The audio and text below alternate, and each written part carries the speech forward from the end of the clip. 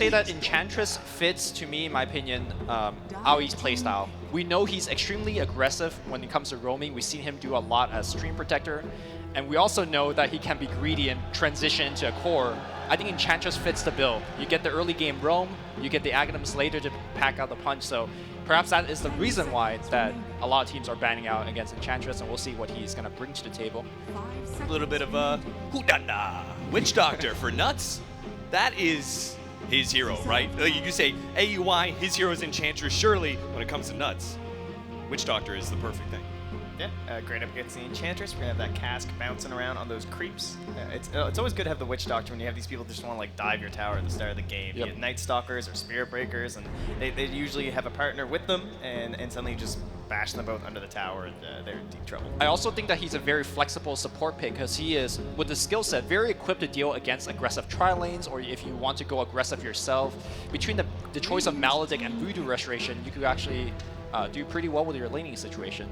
And now we're going to see a Pudge here. Now, if this is 3-4 months ago, I would be all hyped for the Black Pudge, but as of late, I think Black is going to be sticking to the mid lane and playing more of a core.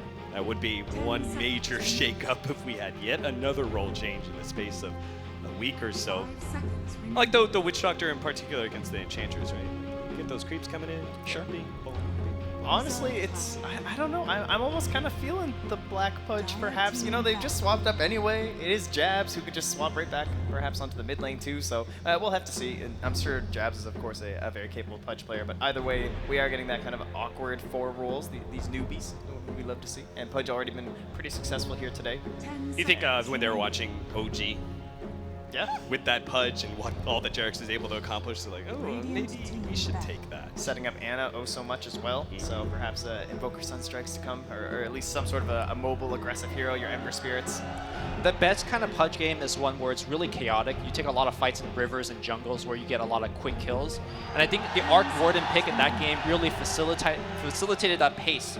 But with Enchantress on the other side, I imagine there's going to be a lot of roaming and backstabbing when it comes to the early game gank. So. Yeah, Pudge specifically was quite a wrench in this poor Enchantress's side, and she really wasn't able to play that with that early aggression that she'd like to, just in case of being caught up by the Pudge.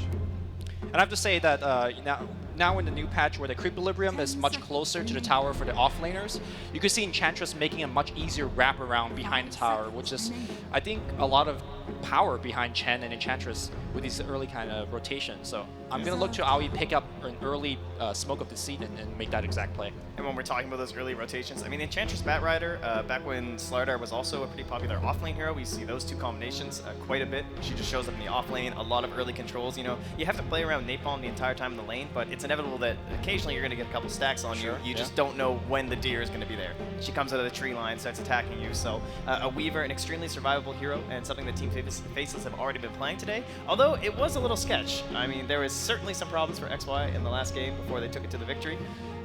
And he's still going to give that respect over, perhaps banning out similar like early game, difficult to pressure heroes in the safe lane. Yeah, they definitely want to make sure that Enchantress convert into kills, and then Weaver is probably one of the hardest ones. You have to find the right creep, being the Dark Troll Summoner, or else you're not going to be able to find an easy kill on the Weaver. Are there any other kind of offlaners that you think will be more resistant to a gank like this? Maybe the Ice Abaddon that did you pick from time to time? Yeah, the Void too is also a potential one. Quite good. Been pretty good today. You have the Witch Doctor, but again, still, although he was picked up, that was of course in the core role. We did see it a little bit from Universe in the off lane. Could make a comeback, but he's got his own cooldown things to try and worry about. We'll get the standard classic anti-Batrider hero, the Juggernaut now removed. So nothing too easy for Faceless here. Are there any other self-sufficient cores that are left for Faceless to take against this, or do they try and go for a different strategy? Can they aggro tri-lane and do as you suggested, Luminous, and try and run maybe some sort of offlaner that's self-sufficient like the Abaddon? I think when you think about aggro tri-lane, you want to make sure your 1v1's good, and right now there's not enough core heroes picked to actually know about that. So they're gonna go with Nyx, which is, I think Ice is one of the best heroes when it comes to dictating the mid-game tempo. In terms of resisting the early game gank against Enchantress, I think that might be a little bit difficult, but really comes down to positioning. Maybe he'll pick up a quick boots to kind of solve the situation. Yeah, there were several months where this was a every single game first ban immediately up against Faceless because Ice was just playing it too well. I think it's interesting too that the Sand King was kind of left, and then that could have given them some of those 1v1 matchup situations, but against the Bat Rider and against the Enchantress with that magic damage, certainly a bit more helpful to have the Nyx Assassin here. And a little bit of the same role in the Pudge and the Nyx, so you're kind of feeling a little bit of pressure maybe for Faceless to try and get some kills in the early game, or you already have this Bat Rider who can farm up quite a bit if he's left alone. So NP have this decision now in terms of like, how are we judging their aggression? Where is Faceless going to go? Can we be a little bit greedier like we've already seen today in terms of that support Bat Rider? Because we don't even know if this is going to end up being... I would hope that we're not going to have support Bat Rider and Enchantress, but you never know. I mean, Enchantress could do the stacks, back and take it later. You know? It's genius. We're figuring out one step at a time here. Is what I like to call it.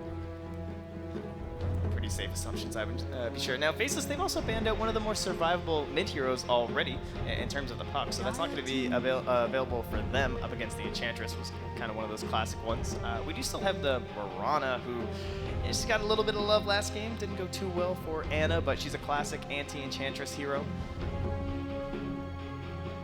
I don't think I've seen Jabs or Black play the hero too often, so I would lean away from that, but... Warlock being picked up, giving us a lot of extra team fight potential. Is this an NP with the combination of Bat Rider and Enchantress? Is this an NP that's going to be very aggressive and try and force fights and go for that big 5-on-5? For now, the only AoE they're really dealing with would be the Bat Rider, so probably going to pick up a little bit more of that, I would imagine. Try and take advantage of the Fatal Bonds. Yeah, Fatal Bond currently isn't doing too much of anything. I mean, depending on how many stacks is on the targeted heroes, Bat Rider can output a lot of damage. But yeah, it's really hard to judge on the, I guess the outcome of the lanes right now, because no cores have been selected. All right, the first real core, we're going to see a Bristleback. Most likely going to be Jabs' hero. And you still retain the possibility to go on the aggressive. If you feel a bit of weakness from the Team MP safe lane, Witch Doctor Bristleback is definitely not something you should ignore. Are you okay with the Nyx Assassin in a 1v1 against the Bat Rider? Probably not. Probably, I think you give away too much to the Bat Rider. So. Yeah.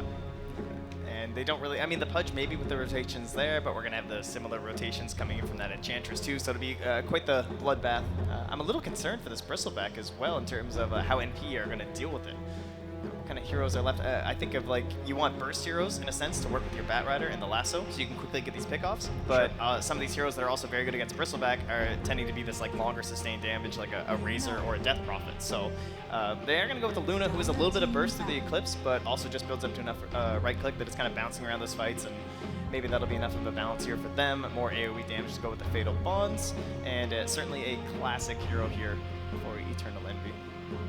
How does this Luna match up against the only other big core that we see, which is the Bristleback? Do you feel like the Luna's going to be okay with this hero all up in her face, even able to tank a lot of the damage from the Eclipse? I'm scared that they only have Lasso to like directly control the Bristle.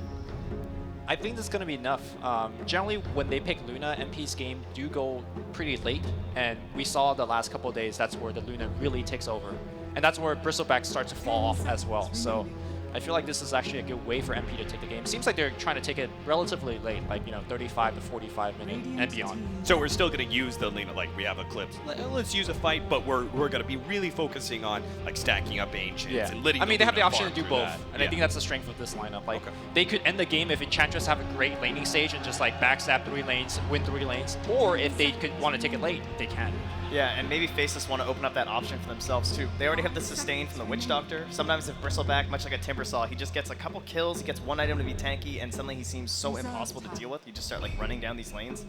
There is a chance here they could go for a hero to try and influence that just a little bit further too. Or they could start to see what you're talking about from NP, where, okay, if this game starts getting a little bit later, we could get in some serious trouble. Maybe we need more of a late game edge coming in for ourselves here. The last time they banned away Storm Spirit, they had the Shadow Fiend on their pickup. Are we looking at a mid still for Faceless? One of Black's roles? I believe so. I believe Black has been playing much harder carry core compared to the Bristleback. To be fair though, he's been playing a different core, I feel like, every single game, right? We've seen ODs, we've seen Tinies, we've seen Shadow Fiend like you mentioned. We're gonna see the Fontalina. That Lunar Blessing. And one thing I want to mention about the Fontalina, he's been taking the 125 cast range as his level 10 talent pretty, I don't want to say like it's never been done before, but I want to say pretty rare compared to the other Lina nowadays. The early Yule Scepter allowing Team MP to fight, I think it's going to be quite vital and important in this game. This really does make our lineup come together with a lot of team fight potential, a lot of pickoff power between Batrider and Lina, and then this high ground pusher, the Invoker. The Black Invoker. Black Invoker. All right, a hero they were willing to even throw in the safe lane, of course, at times, or anything they'd really want with that black roll swap, and now with him being in the mid lane, it fits just even a little bit better. I have to say, looking at NP, definitely a very balanced lineup. Early aggression from the Enchantress, late game kind of securing with the Luna, and even like wave clear coming out from the Lina and somewhat the Batrider. It's just, that tends to be those lineups you almost go like all in with, but Faceless instead, they backed off. They said, okay, we're going to try and balance ours out as well. We've got the team fight, and things looking pretty balanced, I'd say. I think it's much harder to execute Face's lineup to a high degree, especially when you go to like 25 and beyond. Like heroes like Witch Doctor and Pudge really start to fall off unless you get Great Casket and Great Hook. So I'm going to be favoring Team MP here with draft number 1. I'm going to go the other way. I'm not sure about the stuns for the Bristleback. I feel like XY might just run this one on over and go for Faceless. All right, very well. Well, I'm kind of leaning up. Black Invoker, why not? I'm going to go for it. It's a Sea Dream after all. A Black Anti-Mage, a Black Invoker. How could you say no? Well, I know who can't say no. It's going to be our two casters. Second place Hype Off duo. Eldian Gods. If only his casting was half as good as his trash talk, he might be here for this match, LD. All right, let's go. Faceless versus NP, big match for both teams, Gods. I mean, honestly, to me, this is probably one of the most exciting matchups we could have had at this tournament because both of these teams are not guaranteed invites to TI, but winning the Manila Masters might well be enough to punch your ticket. Absolutely. This is the big event for both these two teams. The likes of OG, EG, Newbie being here. You've still got those teams waiting in the tournament. You've got to get past them, but this is the way to get to TI, doing well here at the Manila Masters. Yeah, a long day for both teams. We had a pretty quick win by NP to start the day, and then they had to kind of cool their heels for a while so you can maybe lose momentum. Some teams who had to play 2 matches on the first day even took a nap, went back to the hotel, but you got to still keep that energy going to the next match. Faceless, fresh off of a grueling set with a little bit of time to collect themselves, so we'll see who comes in hot. Yeah, both Pudge and Enchantress TPing mid, level 1 with smokes popping each other's and reveal some of those early moves at the start. And we've seen Jabs really adapt very fast to this 4 position role. He's been very impressive in what he's brought to the table, had a great Sand King performance against OG, and he really has been a key player for Faceless in their kind of new form here at Manila. So the lanes will assemble, and looking very standard and what you would expect from NP, with the Batrider off lane, the Enchantress likely to roam, putting Fana mid on the Lina. A little bit less elusive or tanky of a hero. You know, we've seen the Bristleback, we've seen the Puck. Generally heroes that can get in the middle of the fight or have a way to get out of it, but a little more vulnerable to those ganks, which could well be coming in the mid game from the Nyx, even the Pudge in the laning stage. As for Faceless, looks like they are showing that Nyx towards bottom for now, so it's going to be the safe lane Bristle running it as the proper 1 position, and Ice going to be assuming the mantle of the Nyx. Yeah, pretty annoying offlane hero to deal with the Nyx with this stout double mango. He's got over 6 HP regen. Trying to harass him out of lane can be very challenging, and may even have to see MP focus some early ganks from AUI down that direction just to try and make sure they can bully him out of this lane, prevent his experience. It really feels like the offlane has changed a lot. We're not seeing these Legion Commanders, Abaddons anymore with the Shrines, Poor Man's Shield offlane. It's now becoming much more what the offlane used to be. More elusive heroes with escapes. The Nyx, the Batrider, the 2 picked up here. Somebody might be giving up a first blood here. Sunstrike coming out. AUI getting slowed down by the Rot. Oh, the Sunstrike not connecting though, and it is going to cost them. Jab's unable to stay in range for the Rot kill, so a missed opportunity here. Faceless unable to collect that kill, but are going to force AUI to either use some consumables or be bit vulnerable here to start the laning stage. Yeah, that's a tough one to miss. It should be, in their mind, like a free first blood. You get a Pudge on top of an Enchantress. You've got boots on the Pudge, and not getting that kill does kind of cost him. AUI gets his stack off still. He's going to get an early creep, so hasn't really hurt his early game whatsoever. Has forced him into a more defensive position in the jungle, but he's still able to gank out of this jungle where he is.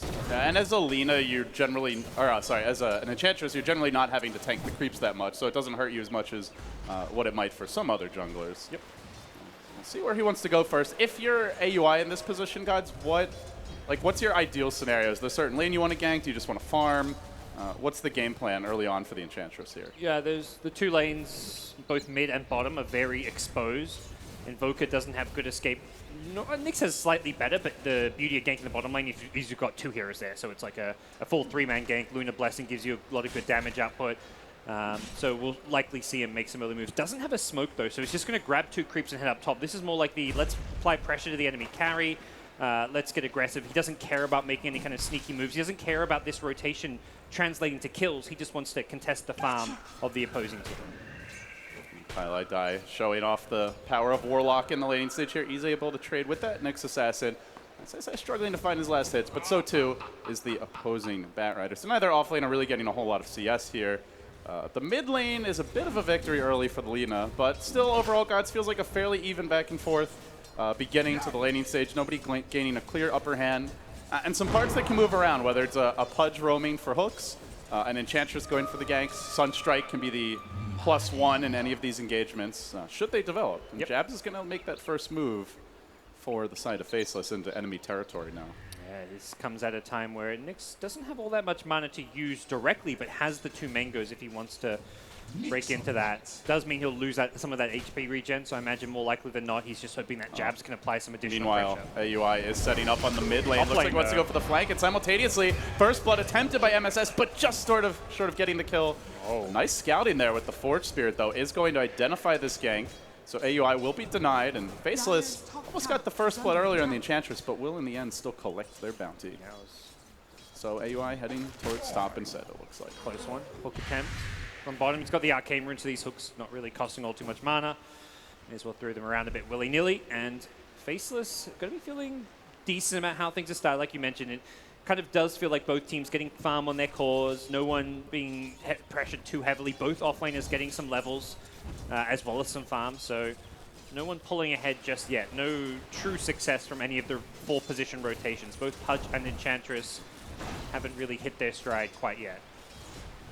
Lots of roaming potential and early killing potential in this game, but not a whole lot materializing.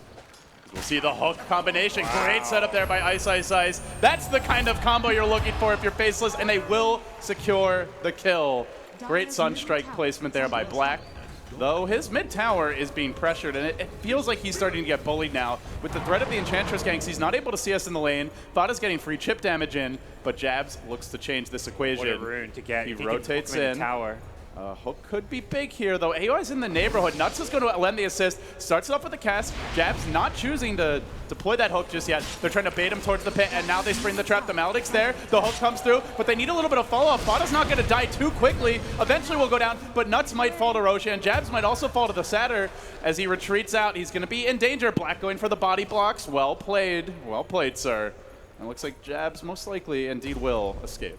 Yeah, some nice early moves. Even with the 3-kill advantage, though, it does feel like NP are doing decently in the lane. They're getting farms, and they're chipping away at that tower. You kind of highlighted how much damage Lina's done to this tower.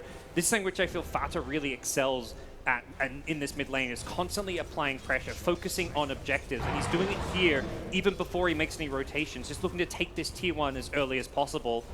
And there's nothing Black can really do. If he tries to take the creeps away from the tower, he exposes himself to those Enchantress ganks. So as a result, Lina able to spam out the lane, hit the tower constantly. Now, we did see earlier in the tournament, Ana got shut down fairly hard early as his Invoker, but was able to come back and ultimately was the impact player heading into the late game. Of course, that's a long road for Black to get there as AUI makes his move here under cover of smoke. The creeps are going to be revealed. They scout out Nuts.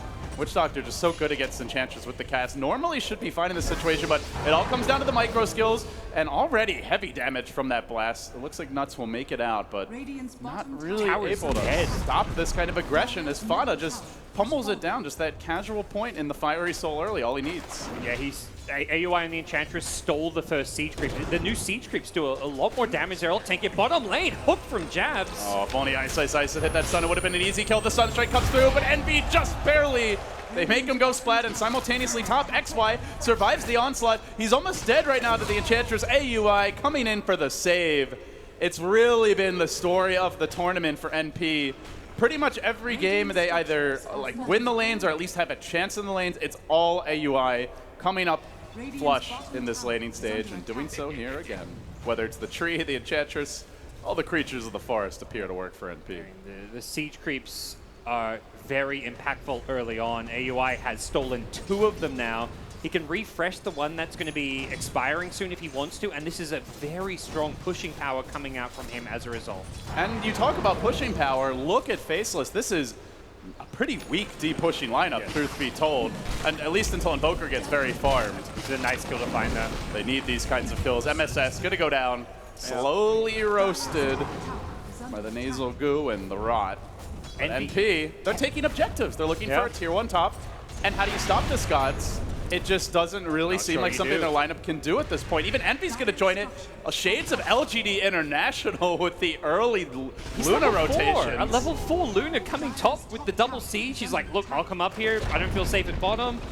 Let's make stuff happen. And this is incredibly early. This is definitely the downside of picking this Invoker. I mean, Black has been involved in a couple of kills. The Sunstrikes pair very well with the Nyx Assassin and the Pudge. But this is a hero that takes a long time to come online, does not defend towers well. It's not going to do that well in the laning stage, and we're kind of seeing it here. You've lost 2 tier 1 towers, you haven't been able to defend them at all, and CS-wise, Invoker is struggling. Jabs keeps on trying to apply that pressure, but not able to find the hook on Pi in the bottom lane. Didn't have a whole lot of help, so would have been very reliant on the Sunstrike hitting to have a chance at that kill, as MP will take a moment here to shrine up, start farming the wood. So what's next for NP, Gods? Do they just go back to farming? Do they start to look for follow-up smokes or rotations? Want to get their level 6s now. Like the first couple of towers without was pretty cute, something unexpected, but getting Luna Eclipse up. And Luna's kind of, you want to get level 7 really, so you get the maxed out Lucent Beams for the Eclipse. Similarly, Warlock's level 6. They get a lot stronger and scarier with that rock. Oh, hey, buddy. Oh, the creep's not cooperating, though. Jabs gets completely shut down by what he thought was his own friend. Cancelled TP. Could leave AUI still a little bit exposed at bottom, but doesn't look like Nyx wants to stick around. They need a lot of nuke damage, so again, Sunstrike will be crucial to help control this Enchantress. See that Lina Hafada making an aggressive maneuver into the enemy woods. Yep. Just a lot of lane's really starting to break down now, aside from those off-laners, but Ice changes that equation. He will go for the Impel. Well-placed Sunstrike. It's enough. Pi will fall, and Faceless look to strike back, but Fada lurks. They do have Eclipse. They have Laguna. There's some kill opportunity here. If they hit the stun, it barely is going to miss on Black. Now it's Fada who has to back away, so missed opportunity there. Yeah, a split second to go for that stun, so doesn't quite get the kill, and we'll see Faceless get a little bit more room. They get the Vanguard up on Bristleback. This is a much-needed item to defend these early tier 1s, and a big reason why NP aren't jumping to take additional objectives just yet.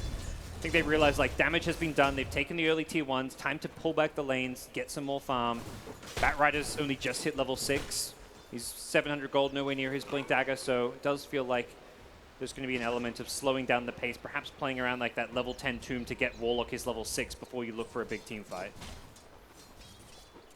NP, as you mentioned, slowing things down now. XY just back to the jungle, has the Vanguard to start, so probably one of his strongest starts in the laning stage, really, of the tournament. Did seem to struggle there a bit as the Weaver, but pretty much getting free farm top. And right up there with the Invoker. So he'll be the beefy frontliner. A lot of magic damage this game. Could consider that cloak or maybe even a full quarter pipe potentially, given the matchup. And right now, the way this game kind of has, hook up on, not gonna lie, has transitioned into more of a like, let's farm, get our levels. This can suit Faceless. This is a stage where Nyx can go around looking for solo kills. With the Sunstrike, he's got more than enough damage to kill any hero. I think all 5 of these heroes will die to the Impale Sunstrike combo. So very dangerous hero to have active on the map. And that's why they're showing Pudge bottom lane. They don't care if they know where the Pudge is anymore, because Nyx alone is such a big threat. Well, the lane ward about to expire here. Will NP be ready? They'll need some fresh sentries. in a jiffy, as Ice with the DD rune would love to get off this Vendetta auto attack, but it looks like it's going to wear off just a bit too early. Still, as you mentioned, I think they can get the kill with just a well-placed Sunstrike, and certainly with the Bristleback help, but Fada jukes him out. The hook is there, Fada's got to cancel the TP, and still, despite 2 whiffs, they might have a chance at this kill. In fact, Fada's looking very caged and very trapped indeed as 4 come in, but Fada makes the most of it. He'll take nuts with him. Yeah, Fata's a player. Mid lane now. Rotation. Oh, with man, the the Golem and the Flame Break. Poor Black. At least he got his Midas first. He has managed to use it, so maintaining what efficiency he can. But when you don't have your tier 1 this early as Invoker, in fact, in 2 of the lanes, ideally top or mid is where you're farming, the map feels very claustrophobic. Yeah. In some ways, like, the lanes push out more. It feels like you're farming like a bit more, but yeah, like you say, you're a lot more exposed. These ganks can come in, and it's very easy for NP to succeed when they smoke up. NP are quite far out here. Sentry ward is there. Only 3 in the neighborhood. Depends how hard Faceless want to commit. Potentially the Bristleback. He's out of range of the sentry. If he sticks to the top side, he will avoid it, but he's gone in now. Oh, he pokes his little head out. The glaive is going to bounce to him, so he knows something's up. Lucent Beam will connect. Jabs roaming in. And now Ice aware that He's trying to test, like, where is this sentry? No, they're going to hook that catapult back in, but again, the D push for Faceless is very minimal, and NP able to punish it again. Yep. Ice just doesn't want to go in. Eclipse is overall pretty good against Nyx Assassin because it means when you get stunned by the Carapace, you can still actually burst him down while you're stunned up, so don't really feel like the Carapace is going to be a good solution to diving and then Vendetta initiating onto a Luna who can just turn and Eclipse you. Especially a Luna who's tanky enough to perhaps survive through it, but they recognize that he's TP bottom now. Envy is in a very precarious position here. Envy not spending a whole lot of time farming, and this ain't gonna help matters. Gets hooked in right into the Dismember Sunstrike special. He again is stunned by the cask and will be brought down. Meanwhile, top lane looking for that follow-up gank, though there won't be a Sunstrike for a little while. Ice is gonna have to be patient if he wants to make this kill happen, but lots of time on the Vendetta. Yeah, he can wait for it. Doesn't have the Firefly to proc a Carapace with. He knows that sentry is somewhere in the neighborhood, but now he sees his opening. Stop playing with our hearts like this. Oh, he's going to let it go, man. That Vendetta attack so damn slow. Oh, the creep there. They don't have the firepower, but XY's going to come in. Laguna really insufficient. Nice. AUI will get away, and Fada actually chases forward. He microed the creep to share the Sunstrike damage. So well played by AUI. I feel like almost certainly that would have been enough damage if he didn't split it with that neutral. That Vendetta auto attack just so damn slow, but not quite enough damage for Faceless, at least not at this stage of the game. And that, look how farmed this Enchantress is. Normally you get that kill, but she's already got drums and boots. Or upgraded traits. Mid. They've caught Die. Well, there's no saving him. It's pie for dinner. Jabs. Nice bit of dessert for Faceless, but MSS wants some vengeance for his fallen comrade. He's going to get the lasso off here on Witch Doctor, following up, chasing forward, going for the 2-for-1 special. The Eclipse comes in, but Chairman Mao, oh, actually, they just have the range with MSS. Lunging forward, they will be able to find the kill. Well played by NP. And again, like, guys, you look at so many of these fights, NP have to chase for a while for these kills, but Faceless don't have those outer towers, so it's tough for them to get there in time to try and contest. Barrel, has he succeeded? Yes. Sunstrike follow-up auto attack. That's a big kill, taking down Fada.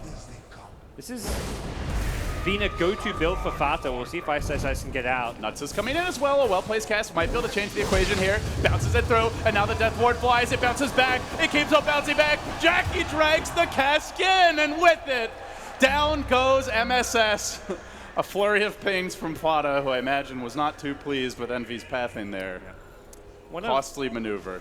One of the downsides of the Lina build this game is you're not very tanky. Often if you go straight into the Bloodstone, that point booster makes you a lot more survivable, but you're looking at a 980 HP Lina with extra intel from this Yule Scepter. So a Nyx combo with the Sunstrike will kill this Lina every single time. So Fata really needs to try and get this point booster up as soon as possible just so he can't be solo killed.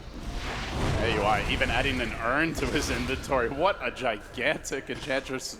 I mean, you mentioned, like, so many times when he's played this hero coming into this event, he was the most farmed hero on the team, and he's only behind the Lina. But with all that said, it is still an Enchantress, and until she gets the big damage items, she kind of has this, like, trough in this stage of the game where she doesn't bring as much to fights. And okay heroes like to fight her in the mid to late game. Like the farmed Enchantress can be dealt with okay by a Pudge with the hook in. You don't need a right clicker. Invoker, it's all magic damage. You're going to need a BKB against him. Bristleback, you can just keep spamming the quills and get in nice and close as well. Top lane. Gonna set up here on the Bristleback. Fortunately, is not facing entirely away from the lead up, but the hook save by Jabs. He's got your back, XY. XY taking out some vengeance here on the catapult. Very nicely done. We'll see another gank at bottom lane. Vendetta, initiation. Not sure they've got the damage this time.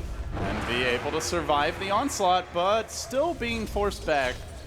I suppose if the Mask of Madness is activated, that's a potential kill, but... Yes, with the Vendetta physical damage would have likely found him. Still though, Envy is not really getting that free farm already. Look at the core discrepancy in net worth. XY as well as Black are quite far ahead. XY though. Well, XY out on his own. We've seen this movie before in the tournament. XY, maybe he can at least get a kill and trade with the Quill spam. It's not looking likely. AUI slamming the door. We'll find that last imp securing the kill, and Faceless deprived of one of their most farmed heroes. He now completes the hood. I do like the hood a lot this game, gods. There's a ton of magic damage through the early to mid game.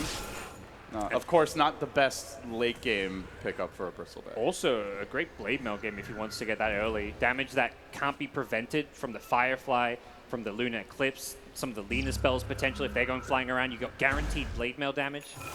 So I feel like that could be a really value item from him as well, depending on how much he feels he needs to be a carry. Like he's playing the safe lane farmer role, but he may just feel the Invoker, the Nyx have enough damage that he can just tank up and go more that utility build, like we saw in the last game against OG from Ice Ice Ice and the Bristle.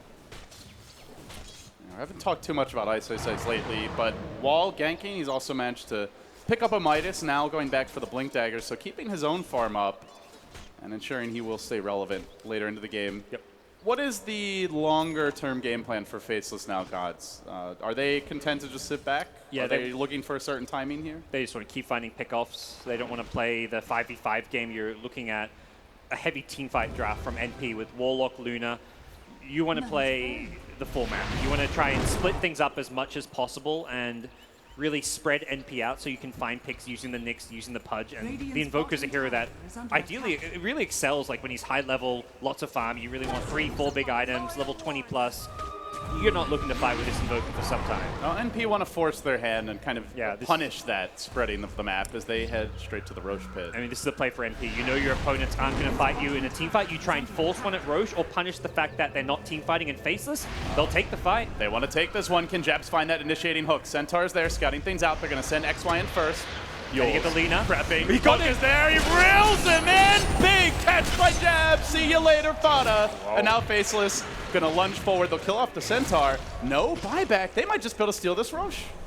They do have a Bristleback. Yeah. They're decent at it with the Classic Zor Invoker, but no Solar Crest, they don't know he doesn't have buyback is the other thing, so they're not going to risk it. I think even without Lena, you lose if you're in the pit. So if you want to kill Roche quickly, you're going to have 4 or 5 heroes hitting it, and that's where Rock, Fatal Bonds, Upheaval, Eclipse, boom, you're dead. No Lena, doesn't matter. You're going to die if you're caught in the Roche pit. So I think it was definitely the right call to back out, even in a 5v4 situation. But you've stopped your opposing team from roaching. That's the big thing there for Faceless.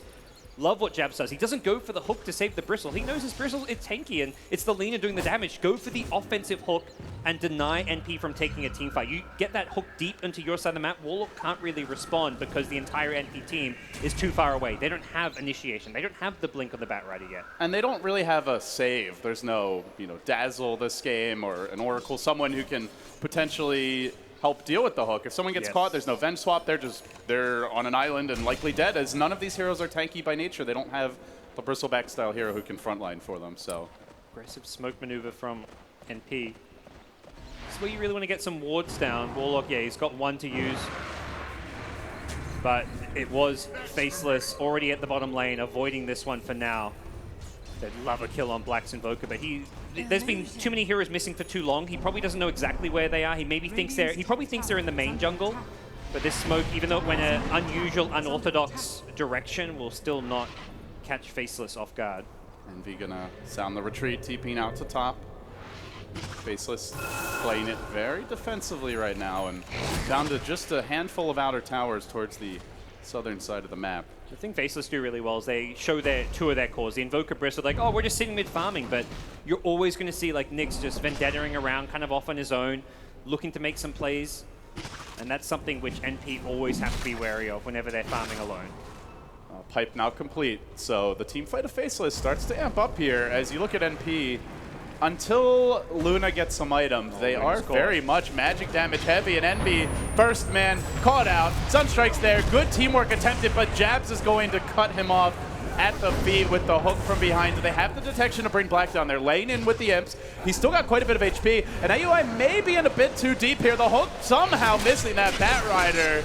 Jabs, though, still landing the dismember. Black's like, where's my team? Where's my help? He gets off the Deafening Blast, and suddenly AUI's in too far. The coup stacking up. They've got the Maladin fought out. We'll get the 3-hero stun. Actually make it 4, I think. Well, nuts either way.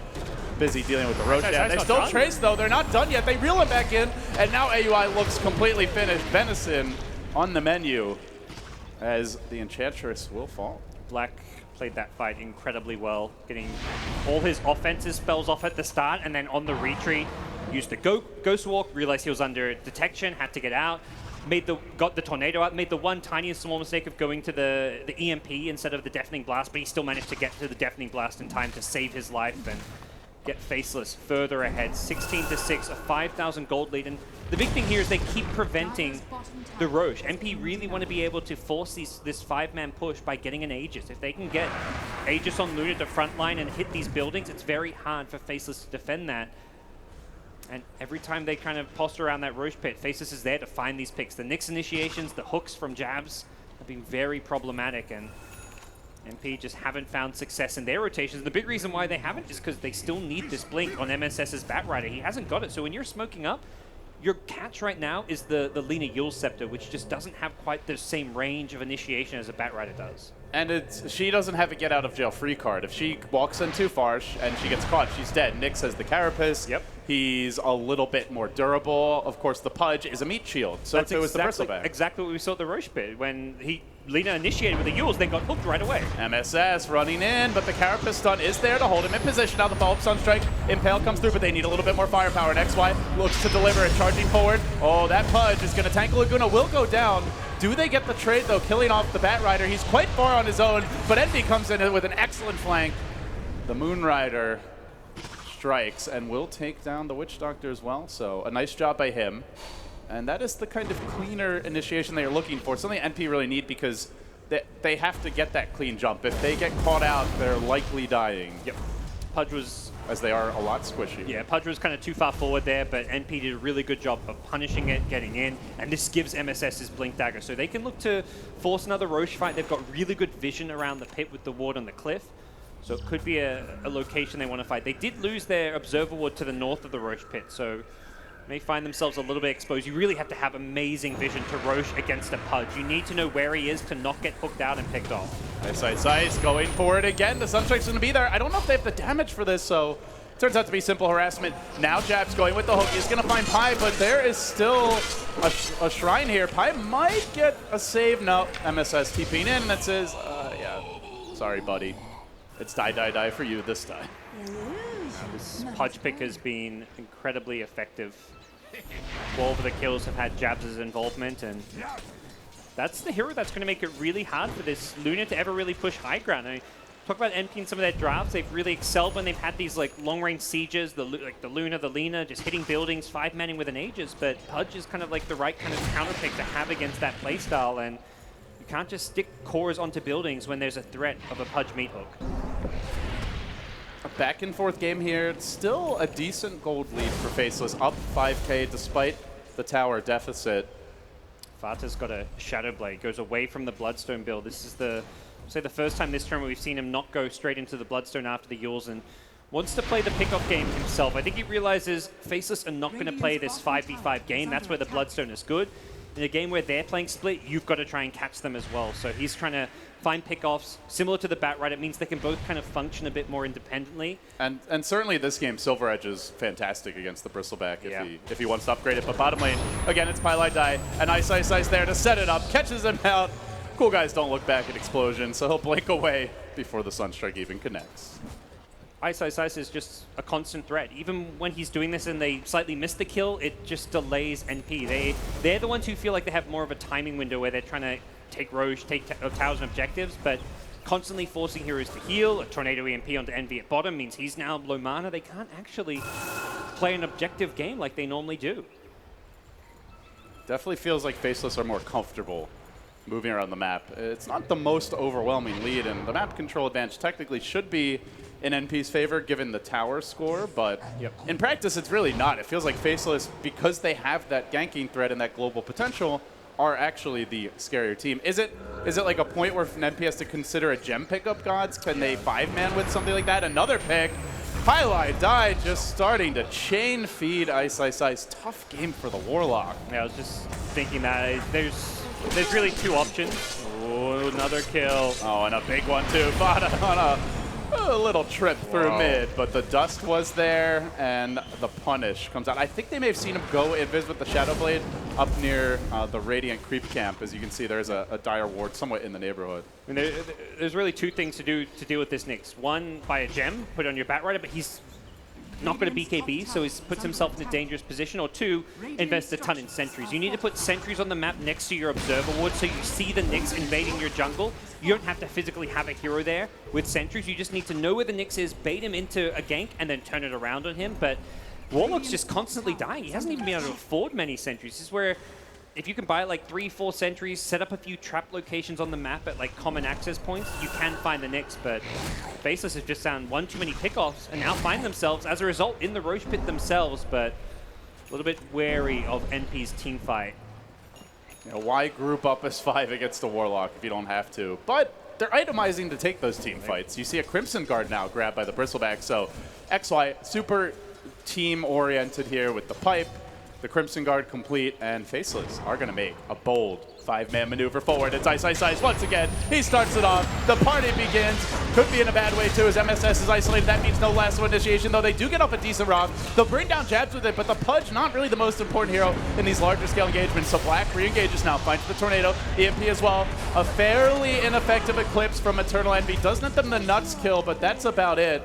Still not bringing down those more crucial targets, and XY charges in. He's going to force out the NV BKB. There's no way you kill XY yet. You've got to wait out this pipe, wait out this Crimson Guard, then maybe you can go back in. They will try just that. Fada, though, nearly out of mana. XY even thinking about sticking around. So they get the 2-for-3 kill advantage.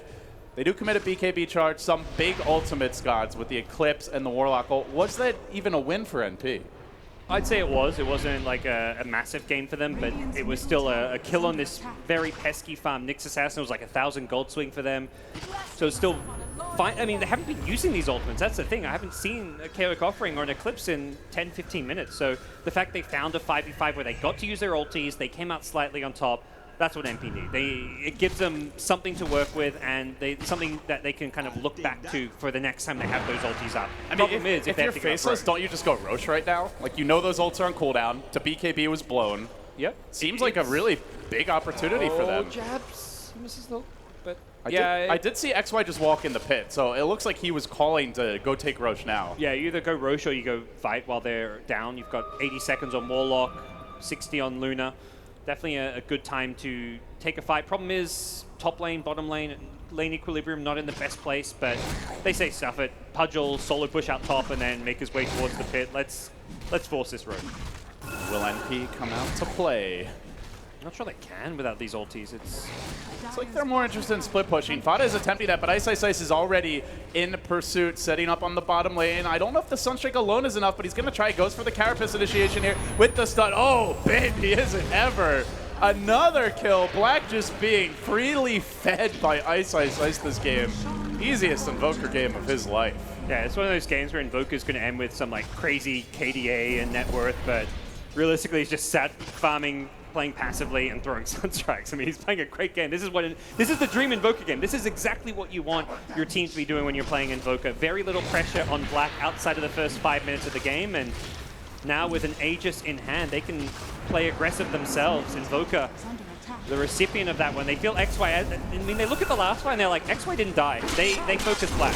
Hulk initiation from Jabs is going to start it off, and the Death Ward combines with another Sunstrike. Black racking up the kills now at 17k net worth. Another strong showing from an Invoker player this tournament as Faceless top continue lane, to they're move. gonna get Envy, Iizama could be in danger. He does He have the can't TP. BKB, but He's going to save the stun for the TP. he's going to probably. have to BKB TP out to have a safe retreat, or he can run away. Either way, he's not defending the base, and XY is punishing right now. He's actually farming in the woods here. If you go for the initiation with Vendetta first, he should have a chance to BKB. I don't know if they have the damage with he's just too a tanky, stun, yeah. but the whole team is caravanning towards top lane, and he's just going to start it off. Straight stun to the face. Down he goes again. Ice is on fire. Yeah, very patient. He knew he didn't quite have the damage. Saw the Mask of Madness and was like, this will be enough. This will give a bit of extra damage to my Vendetta. We'll make sure we get this one. We don't have to get that mid-rax just yet. We've already opened up access to the shrines, and Faceless will fall back, take the first of a couple, and to go in on mid, perhaps. Black's just TPing in, and with Envy dead, we may see Faceless make a go at this mid lane. Does have the buyback, but already down substantially to his counterpart cores on the side of Faceless. Certainly doesn't want to have to use it here. But gods, this is the dream scenario for NP in the sense that it's a congested area. They have the big team fight ults. Yep. How will Faceless position themselves? They're pretty spread out right now. At most, you can hit the two cores in front, but with XY being so tanky, it won't be easy to find that opening. And indeed, Envy does not want to quit the buyback, so they sack a lane of Rax here. Freely taken by Faceless. They just march in and grab what's theirs, and now they waltz away. Yeah, they're good with their positioning there. They know the Bristle on the front lines is too tanky to be lassoed, and the Invoker has a Lincoln. So the Aegis doesn't protect the Invoker when you're pushing there, because if he gets lassoed, pulled into tier 4s, he'll die twice. But with the Lincolns, there's no real good way for Bat to start the fight, and the rest of the team were just positioned very far back. Ideally, you want to try and catch the Nyx with the lasso, and speaking of getting caught, he has been found. That's a big kill. Yeah, right on top of the sentry. Down. This is the kind of traps I mentioned. Dealing with the Nyx, you either need a gem or these Sentry Observer combos. He's sitting around, he's invis, but he's right on top of one of the traps, and they do find a much needed kill on him. I feel like they just haven't been punishing Ice enough this game with his movement. Still, a 14,000 gold lead here. Faceless well in the lead. Are there items or talents, something that will give NP an injection? Is there something that brings them more into contention, or is it just purely like getting some counter kills? There's high ground defense for him. That's why I really look at with their draft now. Very strong when they're playing from their high ground with the Enchantress, with her range, with just the Batrider able to find a pick off to start things when you have full vision of your opposing team. May even see a point where they do consider just lassoing XY and pulling him deep into the base. Those kind of without the 4-star, so actually they can't really make that play. And 0 4-stars, the Bat opting for a must-need BKB against the Nyx, but not having a 4-star means your high ground defense as a Bat just isn't what it really could be. And I feel like that is something that NP need to be investing in.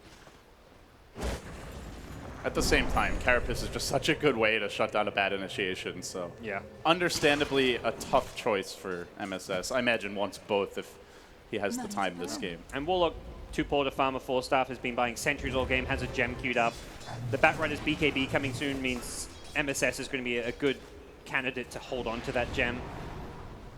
But down a lane of Rax, Faceless will slow it down, content to not force the issue too much. They know their Aegis is going to be expiring fairly soon, so they feel content with what they've got. Not to mention that lane of Rax and all the map control they've got has extended their lead. They're filthy rich. NP buying the smoke right as the Aegis is set to expire. Also want to point out, Pylai Dai, ever the martyr for his team, is queuing up a gem in the quick buy. So they look for a solution to this Nyx. And to some extent, I suppose the Invoker goes walking about. They're going to push out this mid lane. They haven't got Luna on the case.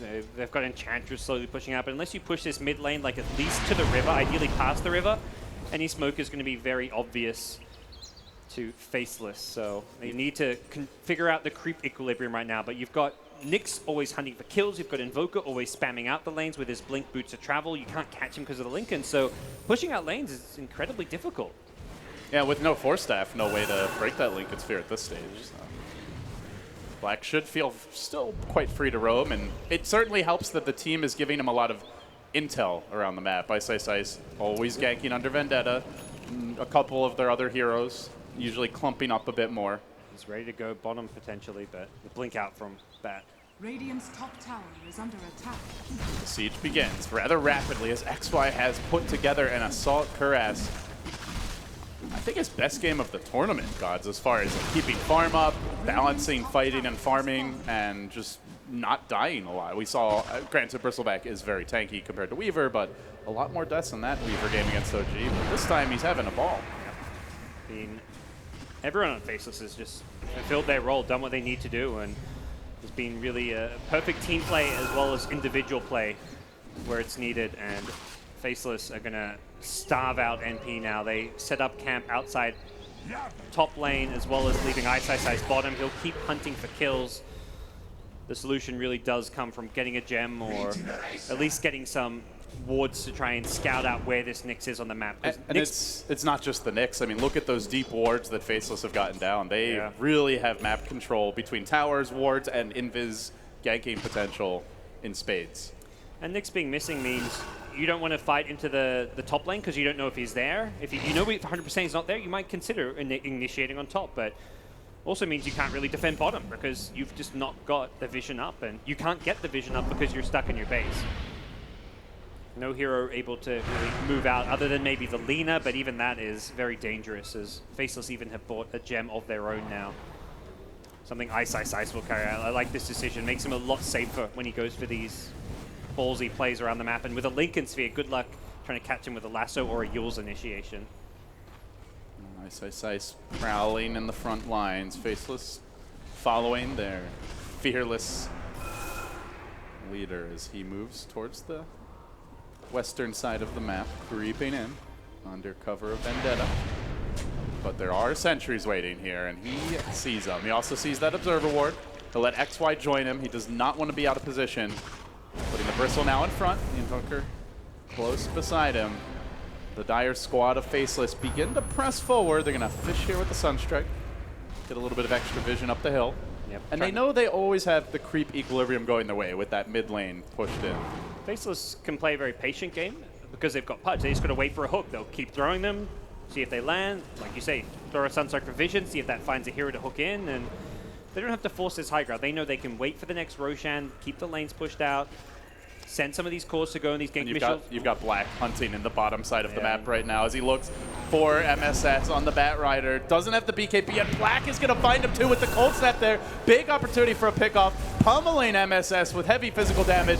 Will he have enough for the kill? Definitely blast back, and he secures it. So it's not just the Nyx. Now the Invoker is a one-man ganking army as well. And now MB's just like, I'm going to cut some waves or go into the enemy jungle. Like, he doesn't feel safe to farm anywhere near the Radiant base, so he goes to the Dire side of the map. He's like, this is probably the safer place to be, and rightfully so. There's so much Dire vision, and all the Dire heroes are right outside your base because they want to pressure the lane. So NB can farm the enemy jungle and ideally creep skip some of these waves with his position right now. Well, let's hope NB has a TP because they are coming, Gods. Quick, fast, and in a hurry. Tornado crashing through, won't find anyone, but XY just hitting buildings right now. No tree this game, so this is permanent structural damage that Faceless are applying. And with the Bristle out front, the way they're spreading on these pushes, I have been pretty impressed by the discipline and the positioning of Faceless thus far. Yeah, still looking for that hook initiation that Jabs hasn't found in the recent times, but you know, you keep throwing them, eventually you'll get one. And if you don't get one, you just go Roche and then go force a siege using the Aegis. But as mentioned, NP do excel with the high ground defense. Unfortunately for them, Batrider's BKB still not up. His death at the bottom lane was right before he had the money for it. BKB almost up. Faceless in position. They know this Roche is guaranteed to respawn soon. NP do.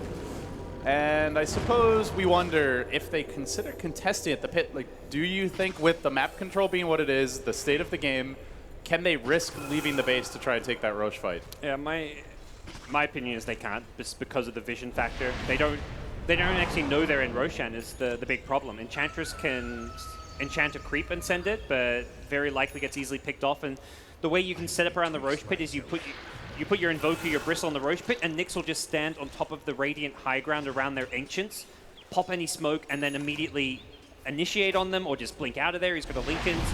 It's 99% impossible to contest Roche. I just don't really see it working. They're going to smoke, they're going to go for it. I just feel like this is a like very low percentage play. For NP to pull this off, they're going to have to get very lucky and play it absolutely perfectly. And Ice is out in front, at least for now. He'll To pop break the smoke, he There has we the go. carapace, he blinks out instantly. The BKB gets committed, I believe. MSS rushing in, and he's going to find of all heroes XY. That is not really a killable target, at least not rapidly. Fada on his own, he blows his BKB. 2 BKBs and a lasso down, and really no damage done. This is all kinds of trouble for NP. They need to get the hell out quick, fast, in a hurry. And meanwhile, an Eclipse also swinging and missing. I believe the cask was bouncing there as Fada is going to join MSS beyond the grave, dismembered and finished off. A romp for Faceless, making it look easy. Even the Sunstrikes are connecting as they chase forward, looking for more black there to cut on the off at the pass. Chairman Mao about to be toppled from his throne. The cask will bounce and down he goes. Faceless making it look easy in game 1 as NP face a very angry Bristle right in the base. The hook is there, threading the needle. Japs does it again. Faceless in control and about to take the 1-0 lead. Right. It's one of those things I say they shouldn't contest Roche, but giving up an Aegis Cheese, they think it's just GG at that point, so they go for the bold play. Ice, perfectly positioned to pop the smoke, blink away. His Linken's even blocks the Laguna, so Lina BKBs, tries to focus the Nyx, but can't Laguna him because of that Linken Sphere. And it's just GG, LD. Game 1 is in the bag. Radiant's middle tower has fallen. That was uglier than the hype off, gods. Well, NP are going to have some things to think about going into game number 2. Boy, do Faceless look scary right now. What a time to find their footing here in front of what is now a home crowd now that Clutch Gamers is knocked out. Ice, a fan favorite in Manila, and of all the players on their team, it feels like he is the one that is